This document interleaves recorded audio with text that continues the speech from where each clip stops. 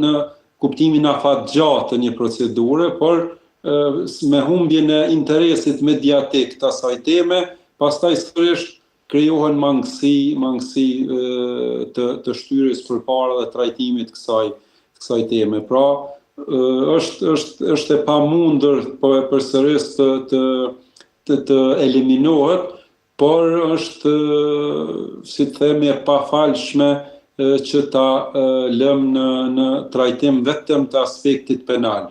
Duhet si shoqëri ta trajtojmë, sepse sa më avancuar është gruaja, aq më avancuar është shoqëria.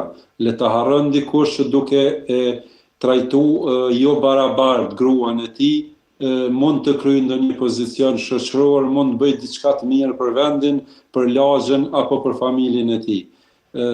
Trajtimi i gruas është kulturë institucionale, sepse dhe institucioni është familje, po nuk je i mirë, i drejt, i barabart, nuk trajton si duhet në familje, nuk mund të jesh i tillë në institucione, nuk mund të jesh i tillë në shoqëri dhe nuk mund të jemi si vend për të aspiruar në perëndim në vendin e vlerave në Bashkimin Evropian.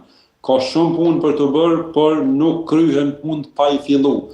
Prandaj më mirë vonë se kur duhet që këto raste të fundit fatkeqësisht që kanë ndodhur të mobilizojnë strukturat gjithandej, të mbledhet, ndoshta të bëhet një mbledhje veçantë e gjithë një grup i punës qeveritar për ta trajtuar ligjin për dhunën familje, trajtimin që bëhet këtyre rasteve, duke analizuar rastet praktike të motiveve që kanë çuar në situata të tilla, rrethanat brenda familjeve kështu me radhë. Pra ka një sër faktorësh që duhet trajtuar, por kush duhet i bëj? Duhet i bëj shteti. Shteti nuk është ajo që nuk duhet pres nga dikush tjetër që t'i bëj këtë punë. Prandaj është përgjegjësi e shtetit sigurimi i jetës dhe pronës së qytetarëve që janë në suverenitetin e tij. Zotri Hoxha, për fund do doja të ndalesha pak tek